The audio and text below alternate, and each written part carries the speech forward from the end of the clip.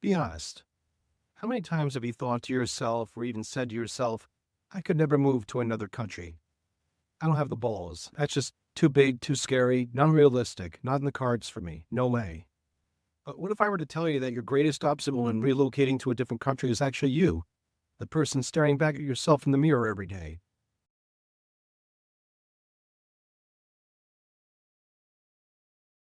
And in this video, we're going to prove that.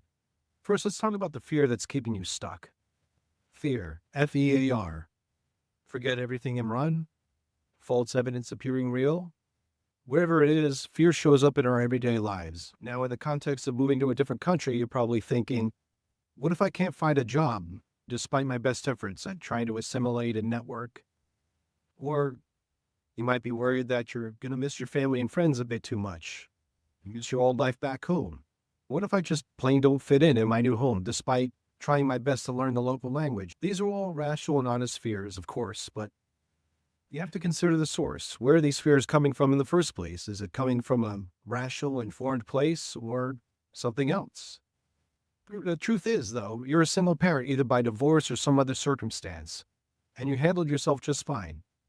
Maybe you were petrified of becoming a parent to begin with. Were you ever truly 100% ready to become a parent? No, of course not. You're never really 100% ready for anything. You just got to get yourself to a threshold level. Now, so if you could be a single parent and do the job successfully, you've raised at least one kid, they're grown up and they're on their own. That's a feather in your cap.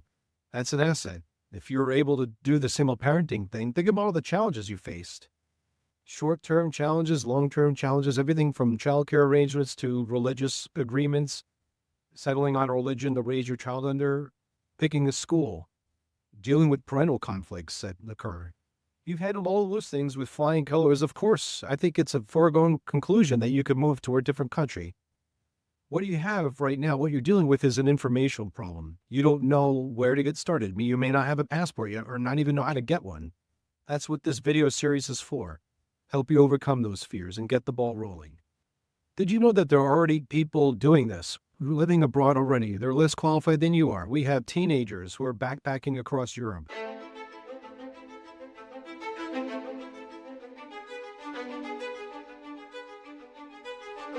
People in their 20s and 30s are getting remote jobs or starting their own businesses in a foreign country and earning money in a location independent fashion. If you're like me, you're over 40, maybe 50, you have one or more kids who are grown up and moved out of the house, you have the advantage of life experience, decades of it. So you'd have problem solving skills, the challenges I just mentioned. You have the ability to overcome and adapt and pivot. So these are great skills and assets that you could take with you when you move abroad, when you're ready.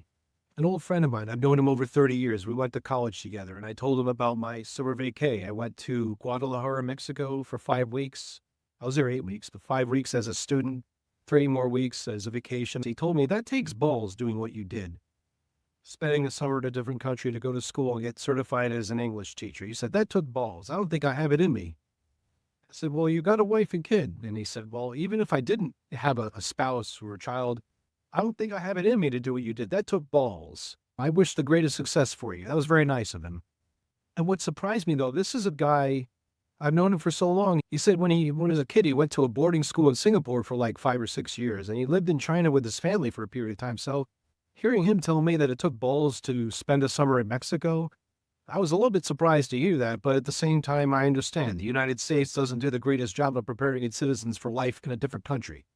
No, the U.S. government wants you here, spending your money here and paying taxes locally.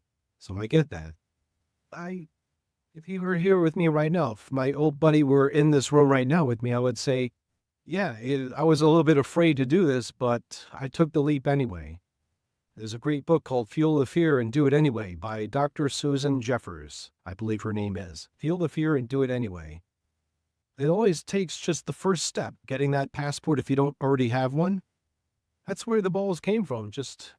I had a little bit of fear and decided to act on it anyway. In 2015, I made my first trip to a foreign country by plane. I took off from Phoenix, Arizona in September of 2015 at the age of 40.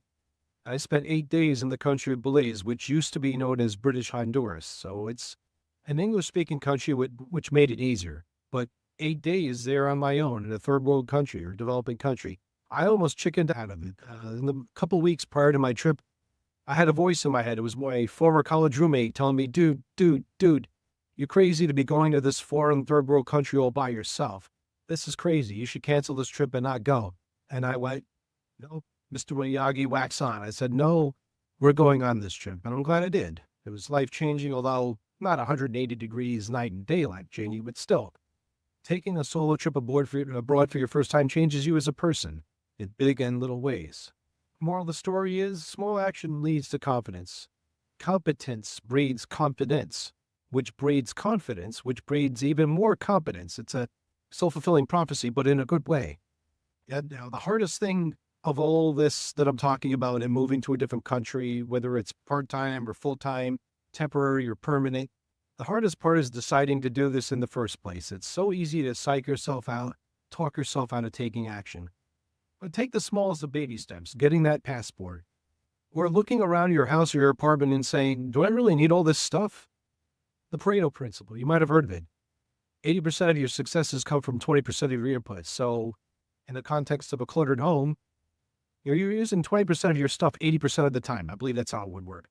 Using 20% of your things 80% of the time, which means 80% of your stuff, you're only using it 20% of the time.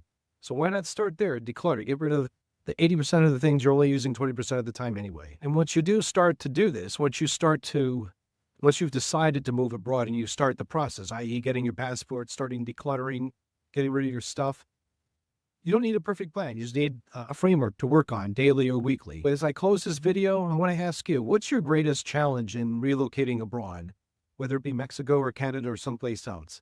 Write down in the comments what you think is holding you back. Is it time, or is it money, or is it something else? I'm interested in hearing from you. Thank you for watching all the way to the end. I appreciate you. We'll see you again in the next one.